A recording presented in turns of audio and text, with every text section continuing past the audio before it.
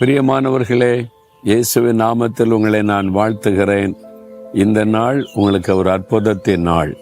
ஆண்டவர் உங்களுக்கு ஒரு அற்புதம் செய்து மகிழ பண்ண போகிறார்.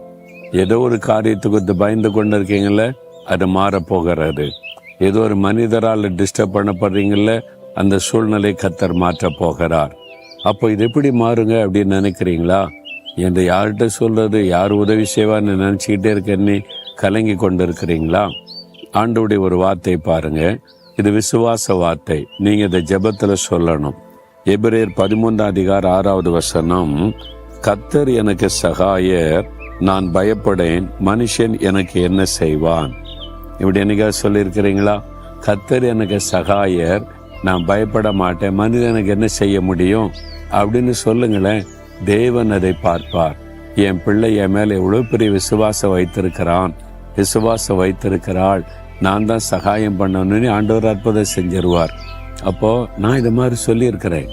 சில சமயம் மனிதரால் ரொம்ப நெருக்கம், பயமுறுத்தப்படுவோம், நெருக்கப்படுவோம், டிஸ்டர்ப் பண்ணப்படுவோம்ல. நான் பார்த்துருக்கிறேன். நான் மாதிரி நெருக்க வரும்போது நான் இந்த வசனத்தை சொல்லி ஆண்டவரை துதிப்பேன். ஆண்டவரே, நீங்க என்னுடைய சகாயர், எனக்கு உதவி செய்கிறவர், சகாயம் பண்ணுகிறவர். இந்த சூழ்நிலையிலும் நீங்க எனக்கு உதவி செய்கிற தேவனாய் இருக்கிறீர். நான் பயப்பட மாட்டேன். மனுஷன் எனக்கு என்ன செஞ்சிட முடியும்? அவங்க என்ன செஞ்சிட முடியும்? அதனால நான் பயப்பட மாட்டேன். சும்மா பயமுறுத்த முடியும், அவ்வளவுதான். அதுக்கு மேல என்ன செய்ய முடியும்? பொய்யான குற்றச்சாட்டை சொல்ல முடியும், அவ்வளவுதானே. நம்மளை பரிகாசம் பண்ண முடியும், அவ்வளவுதானே. எனக்கு அதுக்கு மேல அவங்க என்ன செஞ்சிட முடியும்? நான் பயப்பட மாட்டேன் ஆண்டவரே. அப்படி சொல்லி விசுவாசத்தை அறிக்கையிட்டு துடிக்கும் போது சாத்தான் வெட்கப்பட்டு போவான். என்ன, சில பொல்லாத மனிதர்களை வைத்து உங்களை பயப்படுத்தி உங்களை சோர்ந்து போக பண்ணதான் முயற்சி பண்ணுகிறான். நீங்க என்ன சொல்லணும்? பிசாசே, நான் பயப்பட மாட்டேன், கர்த்தர் எனக்கு சகாயர், அதனால நான் மனுஷருடைய காரியத்துக்கு பயப்பட மாட்டேன், அவர் எனக்கு உதவி செய்வார். அப்படி சொல்லும் பொழுது உடனே உங்களுக்குள்ள ஒரு மாற்றம் வரும். முதல்ல உங்களுக்குள்ள மாற்றம் வரும், தைரியம் வரும், சந்தோஷம் வரும், புதுபலன் வரும், சூழ்நிலைகள் மாறும். 2 காரியத்துல மாற்றத்தை பார்ப்பீங்க. இன்னைக்கு நீங்க சொல்லணும், இதயத்துல கை வைத்து, கர்த்தாவே நீங்க எனக்கு சகாயர், அதனால நான் பயப்பட மாட்டேன்.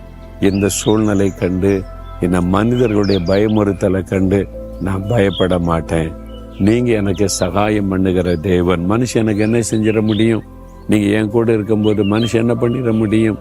என் தலையின் மயிரை கூட நீங்க எண்ணி வச்சிருக்கீங்க. என் தலையின் மயிரை குறித்த எவ்வளவு அக்கறையா இருந்தா என் மீது உங்களுக்கு எவ்வளவு அக்கறை இருக்கும்? ஒருத்தர் ஒண்ணு செய்ய. அப்படி சொல்லுங்க.